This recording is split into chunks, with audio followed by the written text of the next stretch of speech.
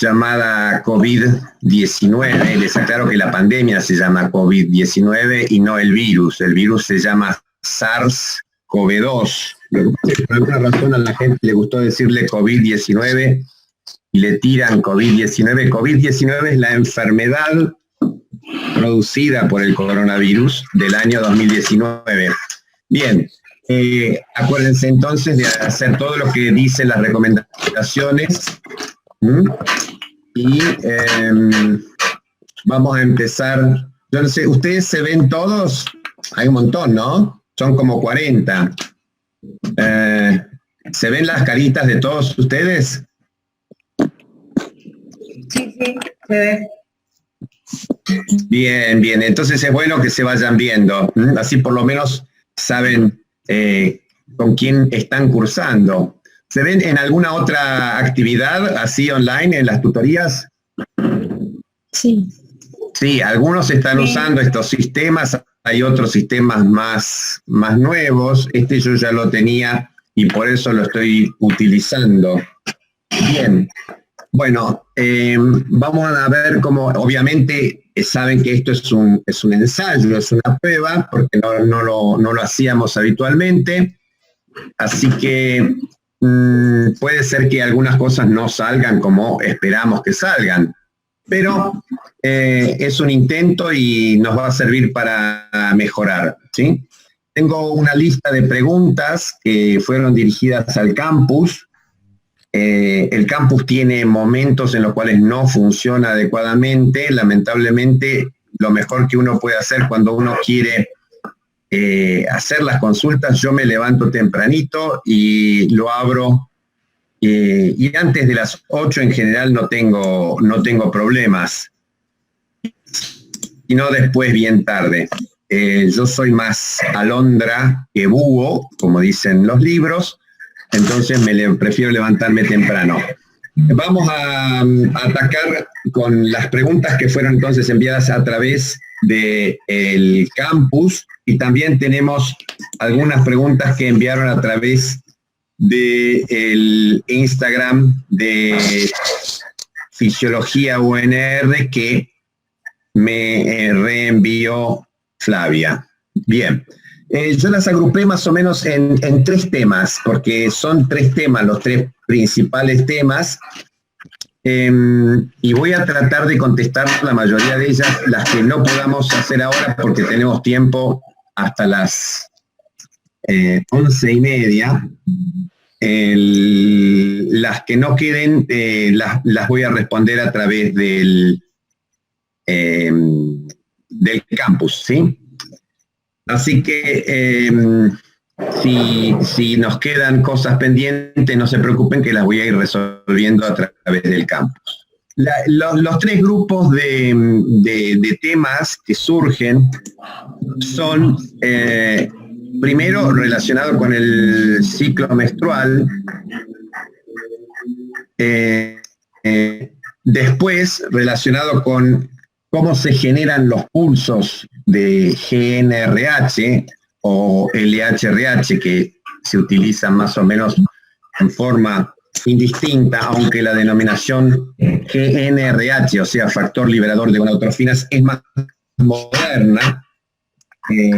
LHRH es una denominación que ya cumple casi años 74 hasta ahora, estaría cumpliendo casi 50 años, ¿sí? En el año 74 fue descubierta la LHRH como tal, y después se vio que estimulaba las 2 gonadotrofinas y le pusieron factor liberador de gonadotrofinas. Bien, entonces ese sería un tema, generador de pulsos, otro relacionado con los cambios hormonales durante el ciclo y los mecanismos de feedback que ocurren en el mismo, y el tercer grupo de preguntas apunta a desarrollo puberal. Así que vamos a tomar estos 3 temas que engloban preguntas de varios de ustedes, ¿sí? Yo puse una imagen que ustedes no pueden dejar de tener presente. Esta imagen es la imagen del ciclo, no sé si la ven bien. Sí. La ven.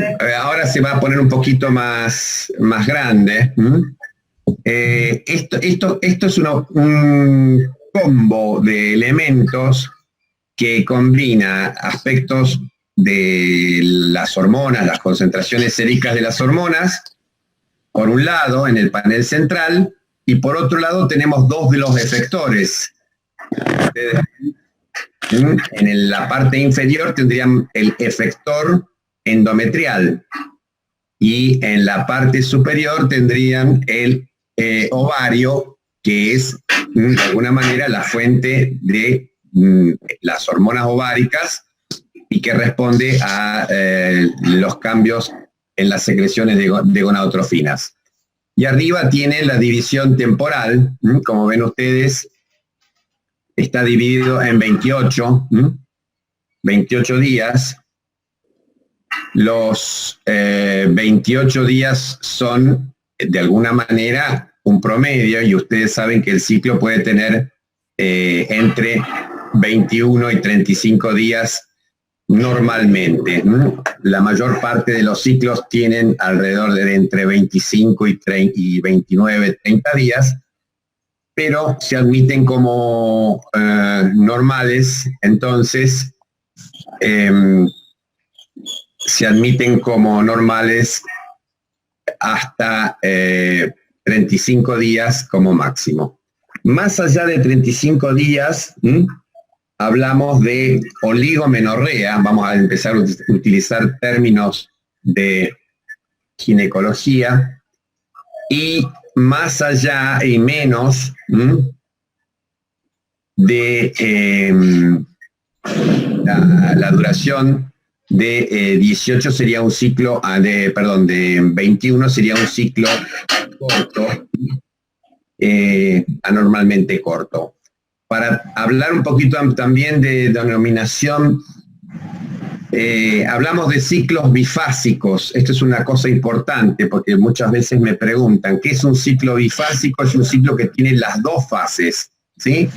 La fase proliferativa y la fase secretora, o la fase folicular y la fase lútea, como le quieran decir. Y eso es lo que ocurre normalmente desde que la mujer alcanza entonces el desarrollo de la función del eje en forma completa y empieza a tener ciclos bifásicos. Antes de que se instalen los ciclos bifásicos, tenemos un periodo de ciclos monofásicos que tienen una sola fase, que es solamente entonces una fase estrogénica. No hay ovulación, no hay formación del cuerpo lúteo, por lo tanto no va a haber fase lútea, fase secretora o fase progestacional. Eso sería un ciclo monofásico.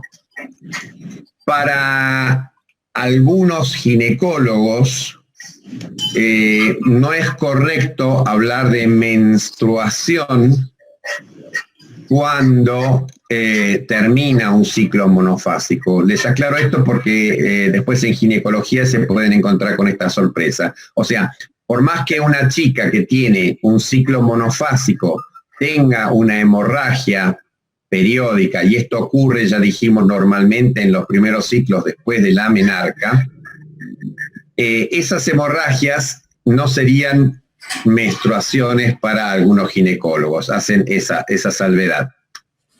Y para terminar con la denominación, tenemos la de ciclo trifásico, que suena raro, porque también tenemos una corriente trifásica, que es la fuerza motriz que mueve los ascensores y motores grandes de mucha potencia. Eso es trifásico para un ingeniero. Para un endocrinólogo, para un ginecólogo, un ciclo trifásico es un ciclo bifásico que es continuado en un embarazo, ¿sí? Ahí tendríamos entonces las denominaciones. Bien, esta sucesión de cambios hormonales es algo que ustedes tienen que recordar muy bien, tienen que saber distinguir las hormonas que están presentes acá. Van a ver que varían los niveles de LH un poquito más alta al principio del ciclo, luego va bajando, tiene una pequeña elevación en el momento preovulatorio, la LH está un poquito más baja que la LH al principio y luego se mantiene un poquito por encima y hace un gran pico, un pico muy importante, que es el famoso pico preovulatorio de LH, alrededor del día 13, y luego desciende. Finalmente tenemos los dos esteroides ováricos que nos interesan. El que aparece con dos elevaciones es el estradiol, el que tiene dos jorobitas, una jorobita, un pico más agudo en la fase folicular y luego una elevación en la fase progestacional. Y finalmente tenemos la progesterona, que tiene niveles muy bajos en la primera mitad del ciclo, que se elevan un poquito, pero en forma no significativa, alrededor del día 10-11, y luego sí una gran elevación a cargo del cuerpo lúteo en la fase progestacional. Bueno, estas hormonas las tienen que conocer bien, pueden agregar si quieren los niveles de inhibina. Ustedes saben que el ovario secreta otras hormonas, además de las clásicas hormonas esteroideas, secreta un montón de otras hormonas, entre ellas la inhibina, que cumple un rol inhibitorio de la secreción de FSH, secreta hormona antimulleriana,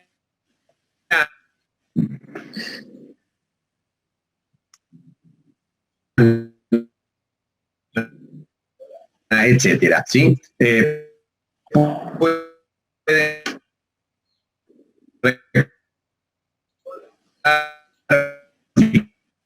si usted Pablo, disculpa, se está cortando un poco tu audio. Me acaba de aparecer un cartel de conexión inestable. Inestable. Es por internet, probablemente. Por la intensidad de internet, a mí me suele pasar. Bueno, nada, solamente para... Bien, estaba hablando de la inhibina, ¿sí? Y de las otras hormonas ováricas que son hormonas proteicas que secreta el ovario.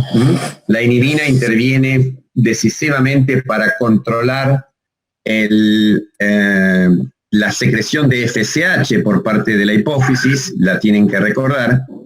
Y la hormona antimulleriana tiene un rol muy importante en el desarrollo del varón.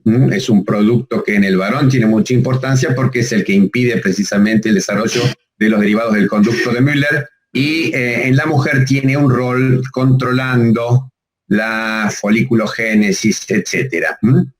Existen muchas otras hormonas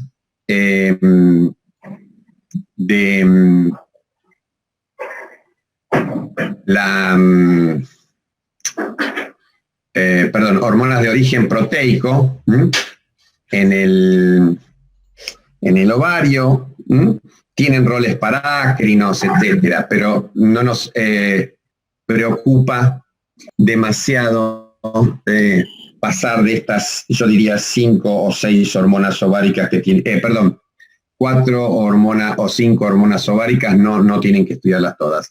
Acuérdense que nosotros cuando decimos estrógenos nos estamos refiriendo a un grupo de hormonas, no decimos el estrógeno, porque el estrógeno es incorrecto. Estrógeno es alguno de los 3 compuestos naturales en la mujer, que puede ser estrona, estradiol o estriol. Y en el caso del ovario, la producción durante la etapa fértil es de estradiol, fundamentalmente, es el estrógeno más potente. Vamos a contestar algunas de las preguntas que hicieron a través del campus. Por ejemplo, ¿a qué se debe la disminución de progesterona y estradiol en la fase lútea? Esta disminución no tiene una finalidad, sino que la disminución es el resultado del cese de la función del cuerpo lúteo. El cuerpo lúteo va a desaparecer de forma, de alguna manera, programada. El cuerpo lúteo tiene una vida programada de aproximadamente entre 12 y 15 días, y si no hay una señal de rescate, el cuerpo lúteo indefectiblemente, va a ir a la luteolisis, ¿sí? Por un proceso de apoptosis, las células del cuerpo lúteo van degenerando y mueren. Esto hace entonces que las concentraciones de estradiol y progesterona caigan, y cuando esto ocurre se produce el cierre de las arterias espiraladas, y el cierre de las arterias espiraladas lleva entonces a la aparición de la hemorragia menstrual por la descamación de la capa funcional del endometrio. ¿Sí? Bien, o sea que esa sería una pregunta. Otra pregunta que han hecho varios es cómo es que funciona esto del feedback positivo y negativo del estradiol. Es bastante complicado pensar que una misma sustancia puede tener dos efectos totalmente opuestos. Yo les diría que si uno piensa que una mano que tiene palma, tiene dedos, etcétera, puede servir para acariciar o puede servir para pegar. Es lo mismo, es la misma mano. La mano que acaricia es una mano, la mano que pega es otra, es totalmente opuesto el sentido. Y ¿qué diferencia la caricia de la mano del golpe? Fundamentalmente la intensidad. Entonces, lo que pasa con el feedback positivo y negativo del estradiol es algo parecido. Cuando están presentes niveles bajos de estradiol, la señal que recibe la parte superior del eje, o sea, la hipófisis y el hipotálamo, es una señal de inhibición. Lo voy a grabar en la computadora porque de la nube después no sé dónde la encuentro. Sí, exacto. Bien, listo, gracias Flavia. De nada. Bien, volvemos entonces a que estrógeno es un término latino, y de vuelta vienen las cargadas de que hablo en latín, pero si no, es mejor entender las palabras. Estrógeno significa que genera el estro. Y el estro significa periodo de calor. Estro y verano, estival, tienen la misma raíz.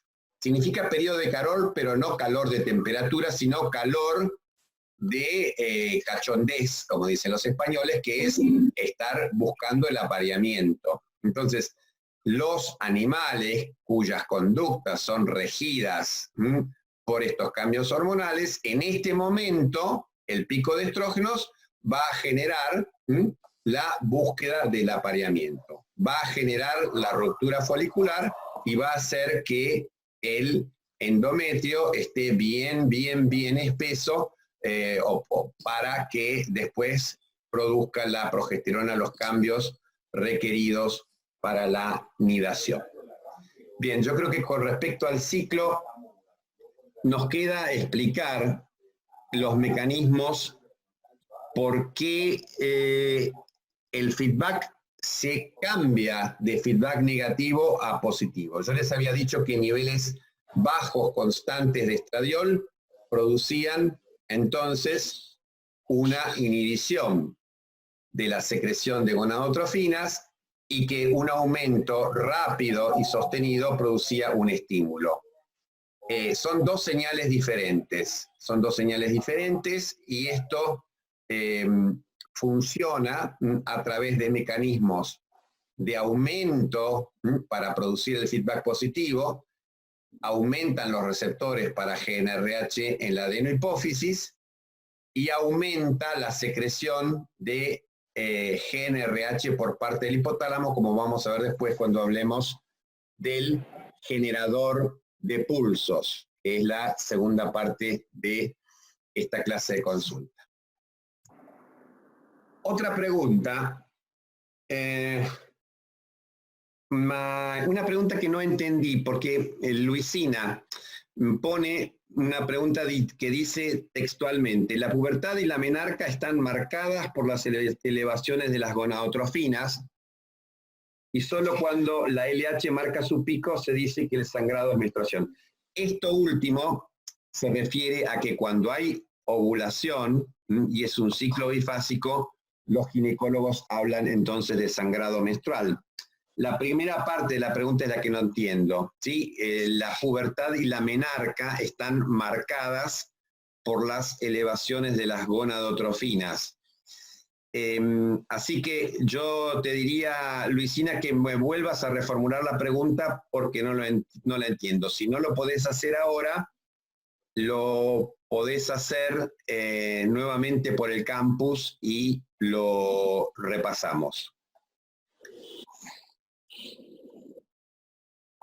Hay una pregunta. Ahí Luisina la va a escribir por el chat a la pregunta que tiene ella. Perfecto, gracias.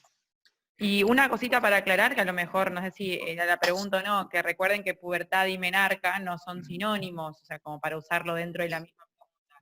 Después a lo mejor lo vas a hablar al final cuando hablas de pubertad, pero bueno. Así es. Capaz los usaba como sinónimos. Bien. Así es. Lo vamos a tomar, alguna terminología la vamos a tomar en el momento que hablemos de desarrollo puberal. La pregunta, una pregunta relacionada: ¿cuál es la función del segundo pico de estrógenos en la fase lútea? ¿Sí? En la fase lútea ustedes ven que hay no es un segundo pico, es una segunda elevación, porque precisamente no tiene las características de pico. Tiene una forma mucho más aplanada, es una joroba, no un pico, y esta jorobita continúa haciendo proliferar el endometrio,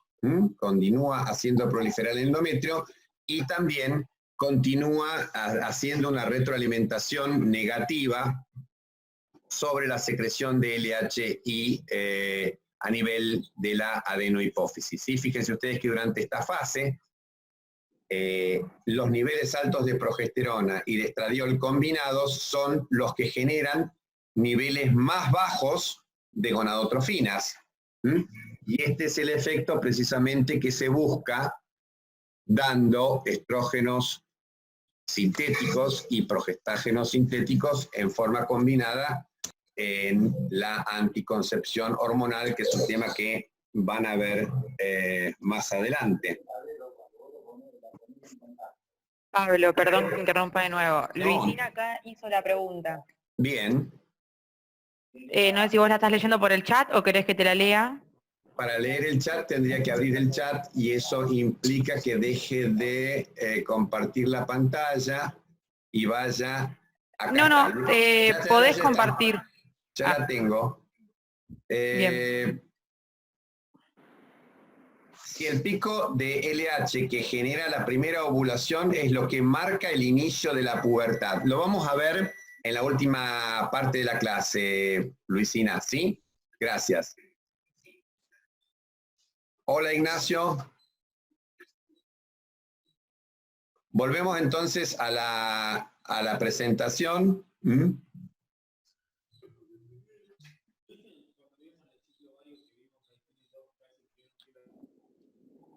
Y con respecto al ciclo,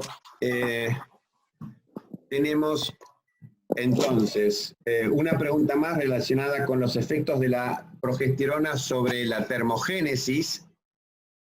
Y esto es muy importante que ustedes recuerden cuáles son los efectos de la progesterona.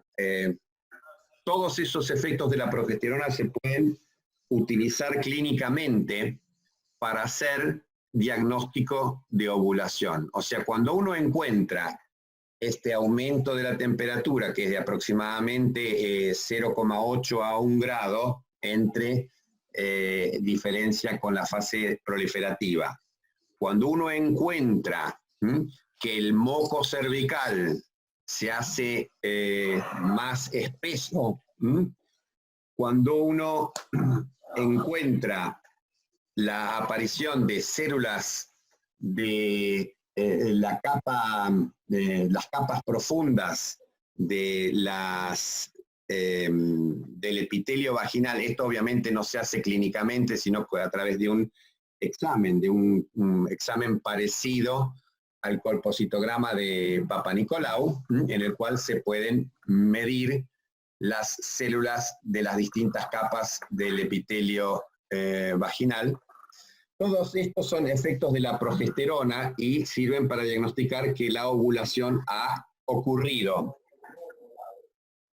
Lamentablemente no sirven para predecir que va a ocurrir la ovulación, o sea, son efectos a posteriori. Si uno quiere saber si va a ocurrir la ovulación, tiene que ir a buscar niveles de LH, y esto se puede medir en orina, y son herramientas que sirven cuando uno quiere, por ejemplo, aumentar la posibilidad de embarazo, mide los niveles de LH en orina y cuando aparece el pico, sabe que está por producirse la ruptura folicular y ahí entonces le recomiendan a la pareja que tengan relaciones. Otra pregunta relacionada con el ciclo es la ruptura folicular, ¿sí? La ruptura folicular es el resultado de dos efectos, ambos producidos por la LH. Uno, el aumento de los niveles de líquido folicular que generan una mayor presión dentro del folículo. Dos, el aumento de la actividad de enzimas, etcétera, que van a producir entonces la ruptura de la pared en una zona de ventana y de donde se forma una ventana. Y esto es una de las acciones importantes que tiene la LH sobre el folículo, ¿sí? Producir su ruptura. Y nos tenemos que acordar que la LH también va a producir un cambio importante a nivel del ovocito porque va a reiniciar la división meiótica. ¿Se acuerdan que los ovocitos tenían la meiosis detenida? Creo que en diplotene, la verdad que no es histología lo mío, pero estaba detenida en un estadio de la meiosis y es necesario entonces continuarla.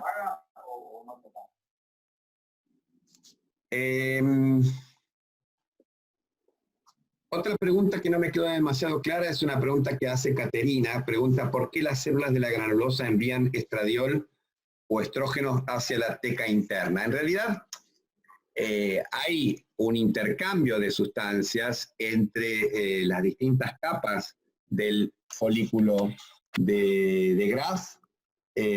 Son células que entran en contacto parácrino a través de distintos mecanismos. No tiene demasiada importancia. El estradiol es una señal de supervivencia de alguna manera para las otras capas, pero hay otras señales más importantes que envían las células de la granulosa, así que no sería la más relevante. No le encuentro demasiada finalidad. Si yo encuentro más adelante, buscando alguna utilidad especial del estradiol sobre la teca interna, te lo escribo. Bien, con respecto al ciclo, tenemos la pregunta de hormonas ováricas y deseo sexual. Ya me referí a la aparición entonces de la conducta de apareamiento relacionada con estrógenos en los animales, ¿sí? En los seres humanos estos cambios se ven totalmente sobrepasados por la cultura, ¿sí? Los fenómenos de regulación de las funciones vegetativas, viscerales, etcétera, que uno puede ver en los animales por el sistema nervioso autónomo o por el sistema endocrino, en el ser humano están totalmente, de alguna manera, subordinadas a la cultura. Habíamos visto esto también cuando hablábamos de la regulación de la ingesta, ¿sí? Las señales que tenemos de cese de la incorporación de alimentos son totalmente secundarias y lo que nos manda la cultura nos hace aumentar de peso, o nos hace adelgazar, porque por ahí la cultura nos dice, sí, tenemos que ser todos flaquitos y lindos, entonces entramos en conductas dietantes. Y esto pasa por encima del control hormonal. Así que yo les diría que las hormonas ováricas son profundamente tóxicas para el sistema nervioso central. Por ejemplo, el estradiol es una hormona muy importante para el desarrollo de lo que se llama sinaptogénesis. Pero con respecto al deseo sexual, no es una hormona relevante en el ser humano. Hay mucho más escrito con respecto al papel de los andrógenos, sobre todo la testosterona, como hormona generadora de la conducta de apareamiento tanto en varones como en mujeres. Pero no, yo no lo tomaría como un punto relevante. Otra pregunta relacionada con las hormonas y el ciclo menstrual.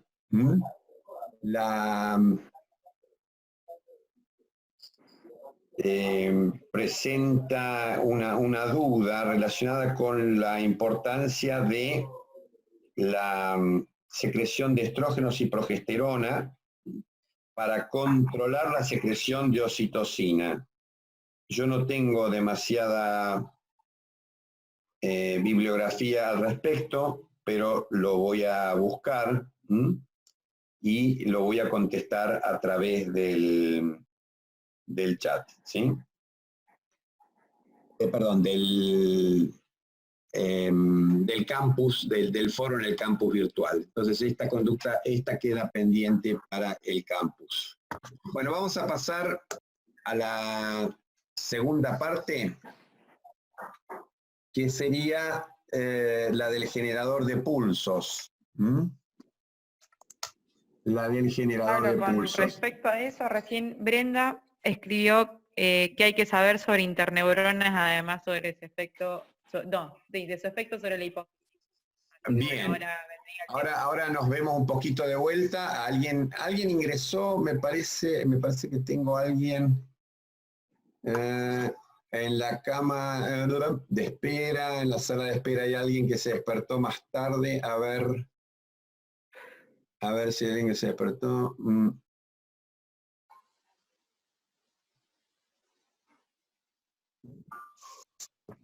Se supone que entraron todos. A ver. La última fue Milagros. No sé si Milagros pudo entrar. A ver. Vamos a revisar. Bien.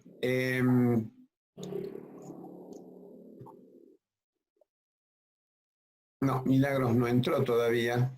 Tendríamos que buscar cómo hacer para hacerla entrar. ¿Vos te acordás cómo se hace, Flavia? Porque se supone que tendría que estar en la sala de espera, ¿no?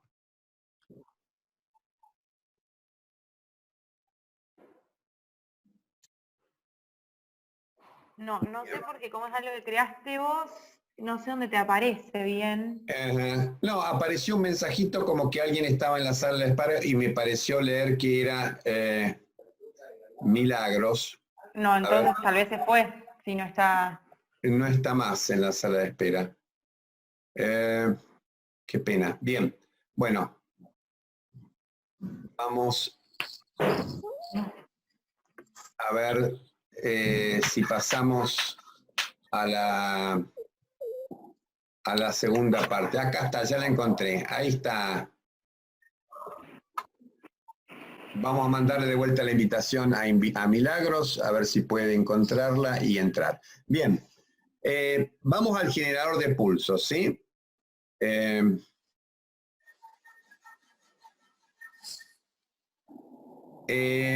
Gaspar me manda una pregunta relacionada a que cuál es el mecanismo que desencadena la segunda elevación de estrógenos en la fase lútea. Y esto tiene que ver con el control de la secreción de fases de las hormonas, de las dos hormonas, progesterona y estradiol, por parte de las gonadotrofinas, ¿sí? Las células del cuerpo lúteo no son otras que las células del folículo, o sea, tenemos células luteales derivadas de las células de la granulosa y tenemos células luteales derivadas de la teca interna.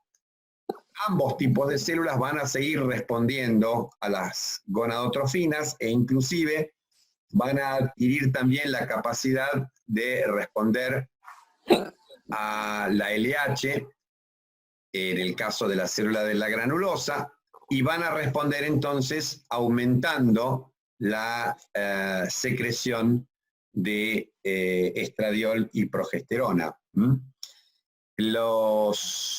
De todas maneras, tampoco es un mecanismo demasiado relevante como para tenerlo en cuenta. Lo que sí es importante es de qué manera estas células luteales secretan progesterona.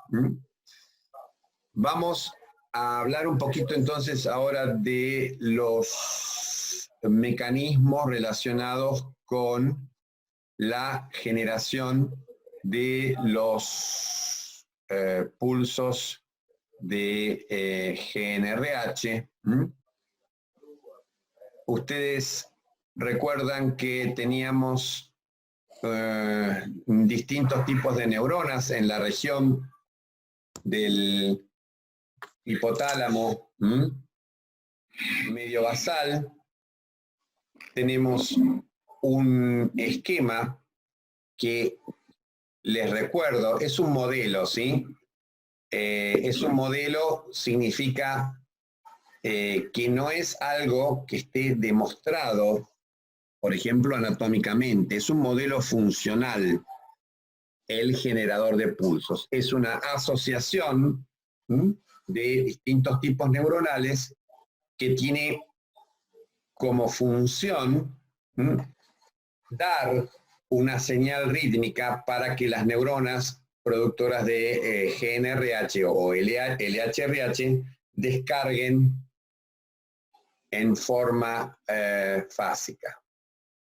Bien, he podido, creo yo, admitir a todos los que estaban en la sala de espera. Así que ahora somos 45. Como les decía entonces, este generador de pulsos se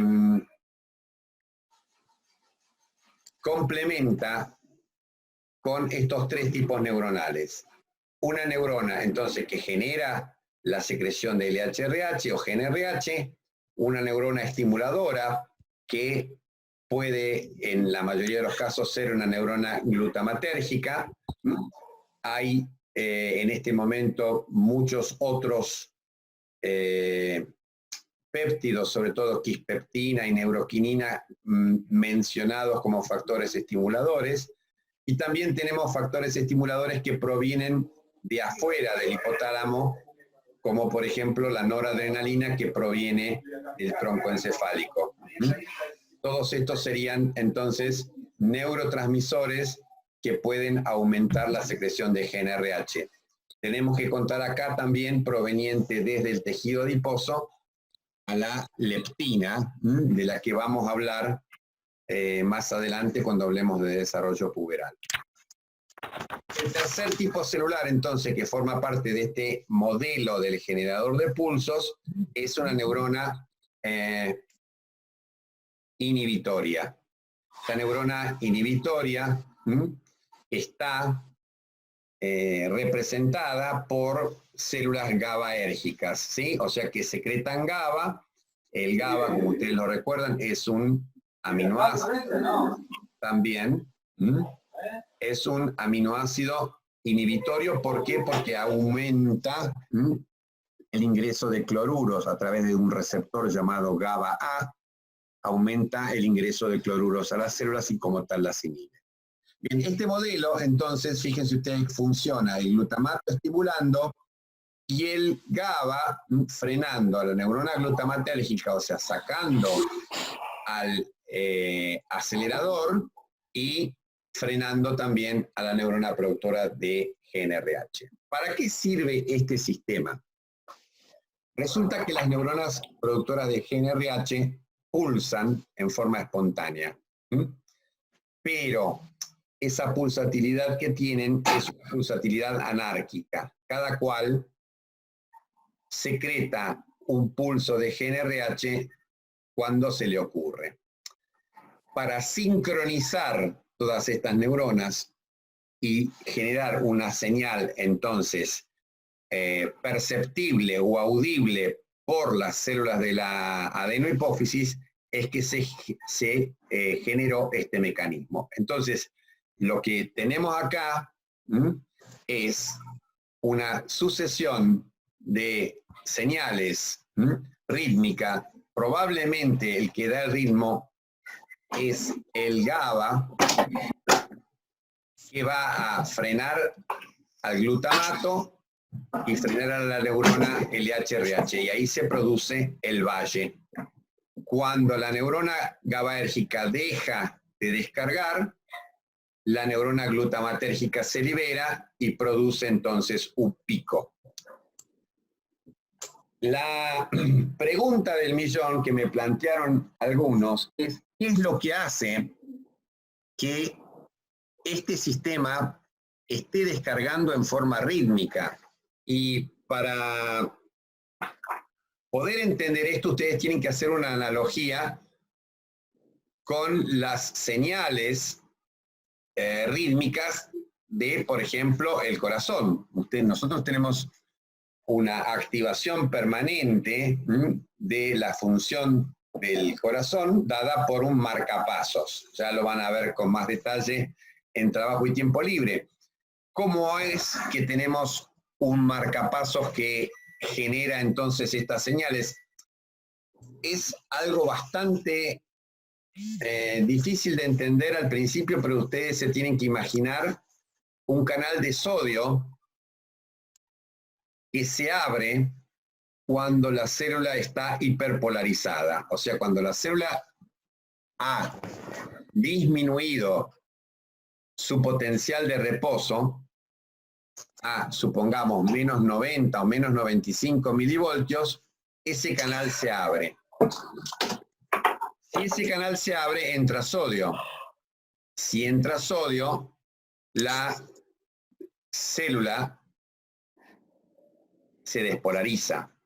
Si la célula se despolariza, va a terminar alcanzando el umbral y generando un potencial de acción y descargando. Cuando se produce ese potencial de acción y la célula se despolarizó, el canal de sodio sensible a la hiperpolarización deja de funcionar. ¿Hasta qué? Hasta que por la salida de potasio la célula se hiperpolariza nuevamente y el canal vuelve a activarse. Les puedo pedir un favor, porque hay muchas personas que están realizando alguna otra actividad y se captan los sonidos y de alguna manera interfiere con la calidad de la grabación e interfiere con el volumen de la voz que yo tengo que emplear para sobrepasarlos. Así que... Pablo, también sí. Creo que vos podés silenciar a todos si querés, y cada uno después lo puede ir activando. ¿Los puedo silenciar a todos? ¿No queda muy nazi eso? Y el tema es que varios acá en el grupo están poniendo que por favor silencien porque no se escucha, y recién se escucharon varios, justo este tema lo preguntaron varios de los chicos, digamos. Claro. Y sí. hay bastante interferencia. En total cada uno lo puede ir activando, o sea, el que tiene preguntas lo activa, hace la pregunta y después lo volvemos a silenciar, como para... Bien. Sí, bien. es autoritario, pero bueno, es más ordenado. Bien. Voy a subir un poquito mi volumen, a ver si se escucha mejor así. Igual ahí vos estás escuchando bien. Yo los escucho muy bien, yo a vos te escucho muy bien, no sé al resto. Bien. Bien.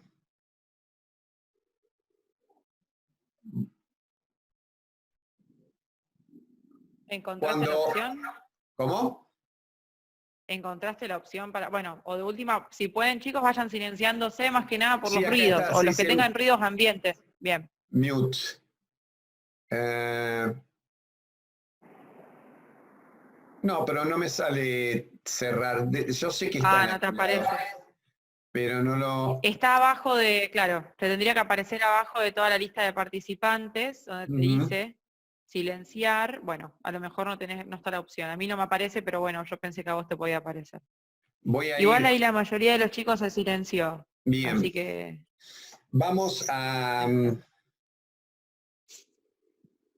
esta imagen que ustedes ven es una imagen que combina un registro eléctrico, o sea, se introducen electrodos en el hipotálamo medio basal de estos animales de experimentación, en monos, y se ve cómo estos monos tienen una descarga, entonces, de actividad eléctrica en forma rítmica, que se produce entonces cada aproximadamente 90 minutos y que cada una de estas descargas rítmicas es seguida por un pico de LH y este pico de LH se está midiendo en sangre periférica. Obviamente se está utilizando la medición del pico de LH porque no podemos acceder a los niveles de GNRH en la sangre de los vasos portales porque es algo muy difícil de hacer.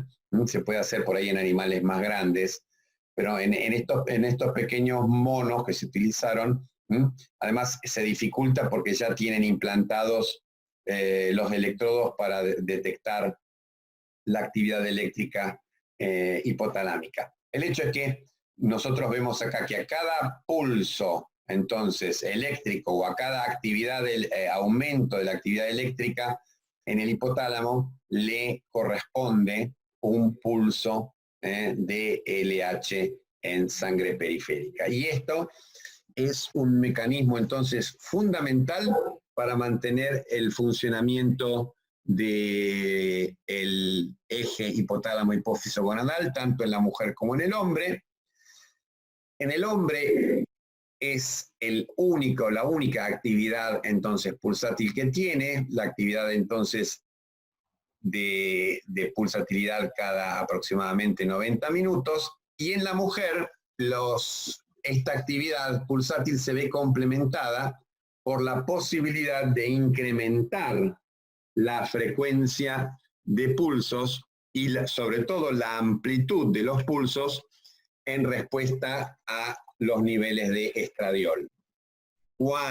Y acá viene la explicación entonces de cómo se produce el componente hipotalámico del pico preovulatorio de gonadotrofinas en respuesta a estradiol. El estradiol lo que hace es disminuir la síntesis de GABA en las neuronas GABAérgicas y por lo tanto frena al factor inhibitorio, dejando entonces que el hipotálamo quede en manos de los efectos estimulantes de ya sea glutamato, quispeptina, etc. Y así tendríamos entonces la explicación de cómo se generan estos pulsos de gonadotrofina. Otras preguntas se relacionan con cómo se modifica el funcionamiento de este generador de pulsos y tenemos varios factores externos. Habíamos dicho, por ejemplo, que la noradrenalina podía aumentar la secreción de GNRH, que la leptina podía hacerlo, que también podía interferir con la actividad del generador de pulsos una hormona como la hormona liberadora de corticotrofina, que es un factor que aumenta decisivamente en las situaciones de estrés, y esto explicaría por qué las situaciones de estrés pueden frenar la secreción de gonadotrofinas, como ocurre. Es muy común que ante un estrés de mediana o intensidad mediana o importante se produzcan atrasos menstruales, y esto se debe a que la GNRH está frenando la actividad del generador de pulsos. La CRH es, como dijimos, un factor fundamental para poner en marcha toda la respuesta de estrés, y esto lo vamos a ver más en detalle en la UP7 de trabajo y tiempo libre. La última que habíamos visto en relación a... la última pregunta es prolactina y secreción de GnRH. La prolactina en concentraciones elevadas aumenta los niveles de dopamina en el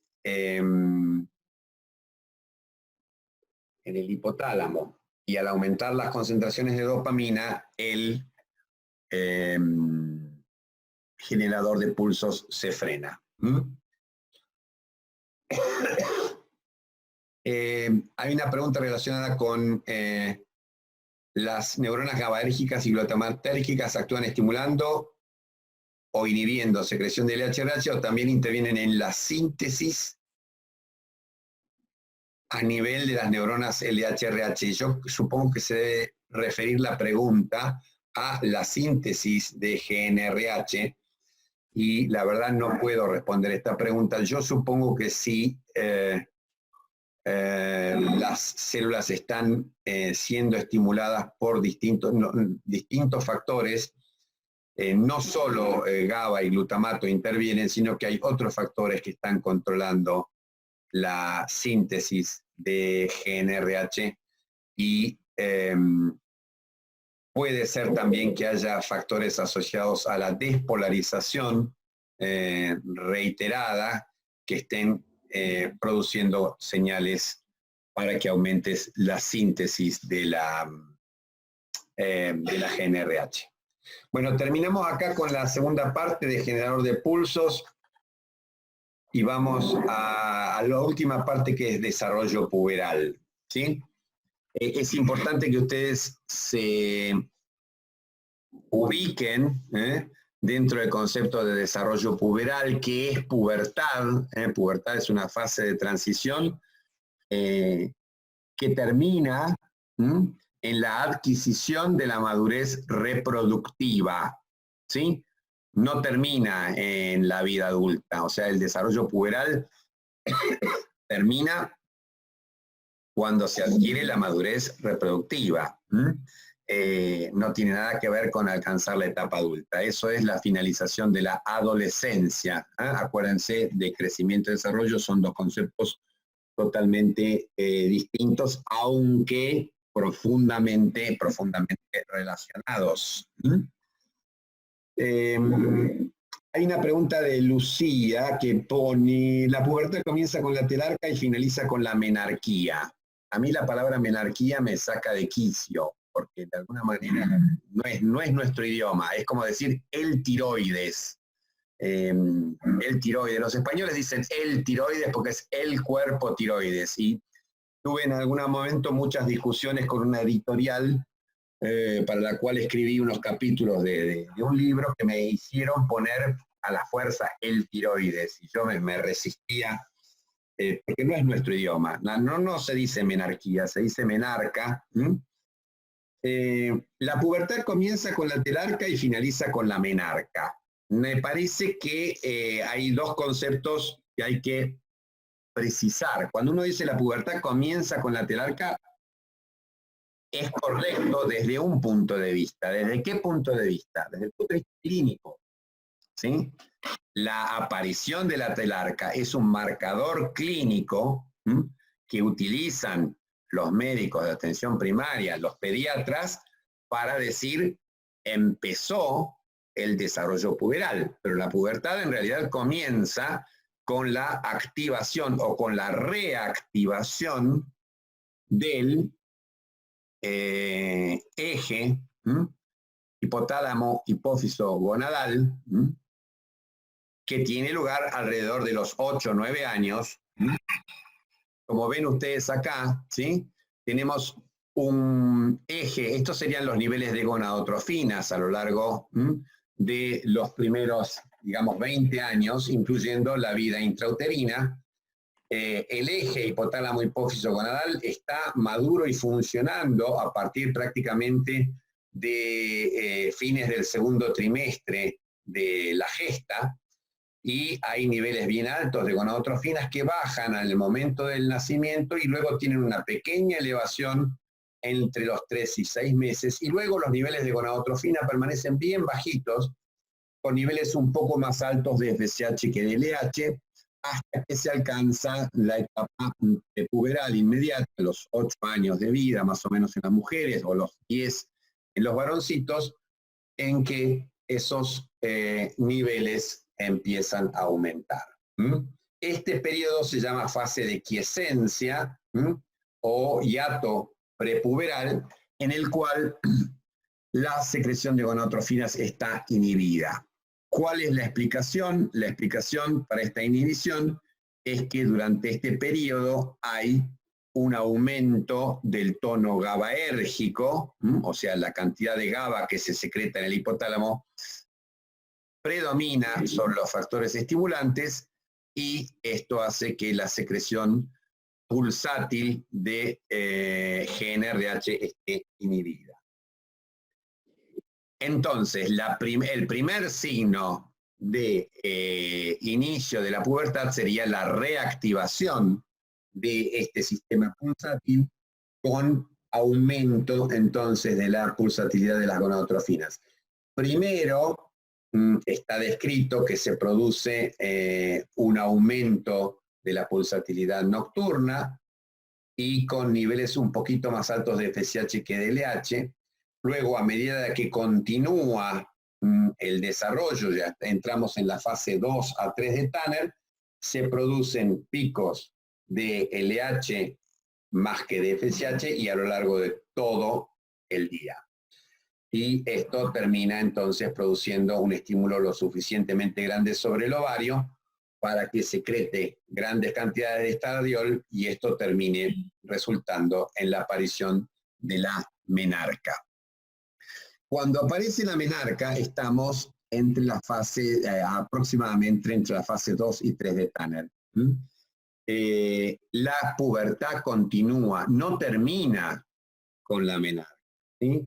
La menarca es un hito, es un jalón, un momento muy importante y decisivo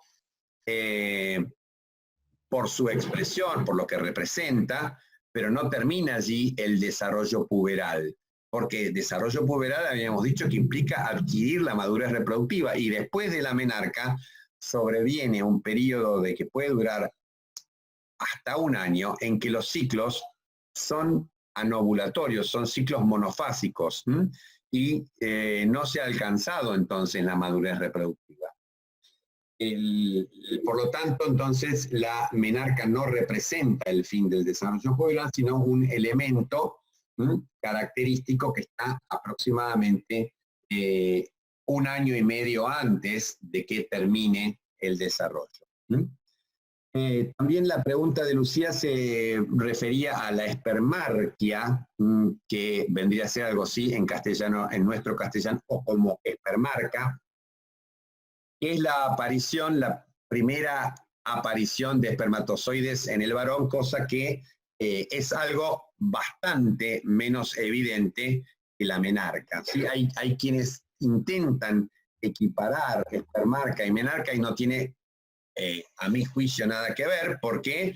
Porque la menarca es algo que sí o sí se advierte, nadie intenta ocultarlo, a menos que quiera desencadenar fenómenos apocalípticos como los de la película Carrie.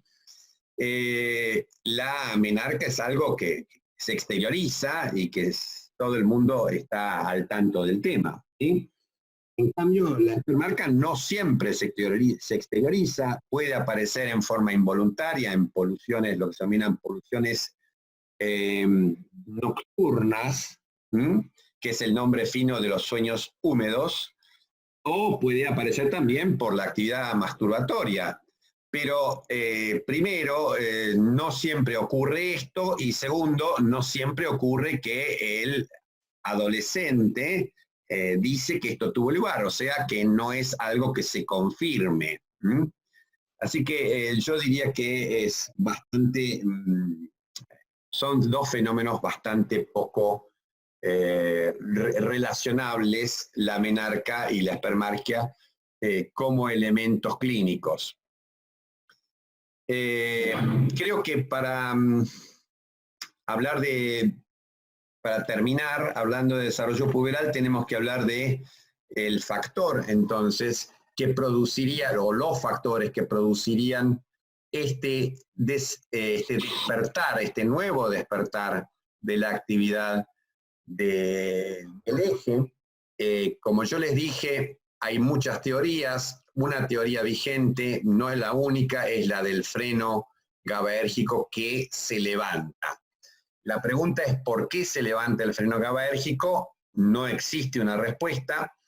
Lo que se presume que hay es un reordenamiento neuronal que hace que nuevos circuitos estén comandando entonces una actividad diferente a nivel del hipotálamo, y esto genera entonces la disminución de la actividad GABAérgica.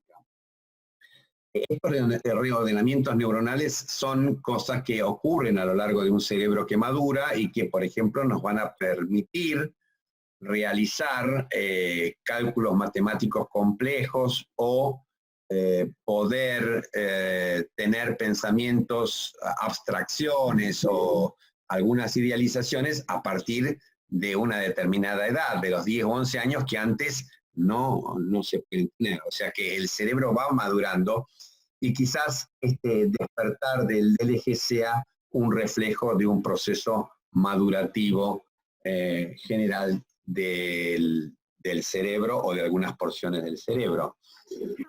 Hay factores externos que colaboran y uno de ellos que toca mencionar, porque ya lo dijimos, es la leptina.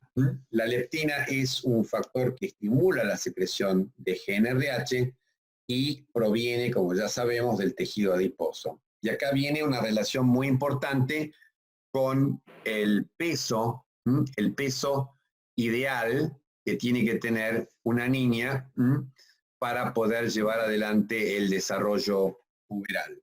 Si ese peso ideal no se alcanza, o sea, si la persona, esta niña, tiene trastornos nutricionales o trastornos de conducta que la llevan a disminuir la ingesta, cosa que es ahora menos frecuente, ahora hay muchos más trastornos nutricionales relacionados con el exceso de ingesta calórica, pero si por alguna razón el peso ideal no se alcanza, el desarrollo puberal se retrasa. O sea que la leptina sería entonces un factor permisivo, un factor que está permitiendo que ocurra el desarrollo puberal.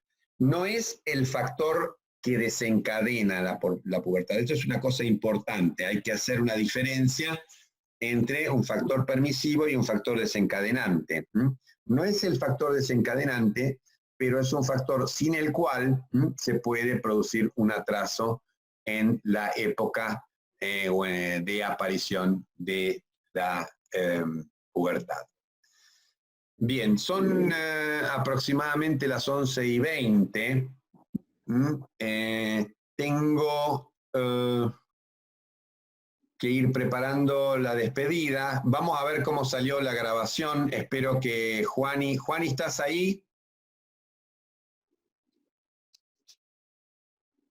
Espero que Juani haya podido recuperar la grabación. Sí, ¿hay alguna pregunta, Flavia? Sí, no, soy yo. Un par de los chicos habían preguntado sobre este tema, sobre el tema de pubertad. Habían dicho de dónde lo podían leer, porque Guyton no mencionaba mucho ninguna teoría, no sé qué otro libro habían mencionado, como que habían encontrado de dónde podían leer un poco lo de pubertad, porque esa teoría del GABA y glutamato no estaba en todos los libros. Bien, los dos libros que yo recomiendo para leer este tema son el libro de Tresguerres. El libro de Tresguerres es un muy buen libro, en general de fisiología, y la parte de endocrinología está muy bien escrita. pueden utilizar la edición 3 o la 4, la más nueva, pero la 3 está bien. El libro de Tres Guerras sería uno de ellos, ¿sí? Y el otro libro es el Bessie Taylor, ¿sí? Son los dos, la edición 13ª o 14ª. Y bueno, ahora yo estoy terminando un PowerPoint relacionado con el tema que lo voy a colgar dentro de los recursos de la UP2 del campus, ¿de acuerdo? Y bueno, cualquier duda, nos vamos a seguir comunicando. Yo voy a abrir todas las noches el campus virtual. Vamos a ver dentro del foro, las preguntas que pueda las voy a ir contestando en el foro, y cuando veo que hay muchas preguntas sobre un mismo tema, armamos otra clase grupal, ¿sí?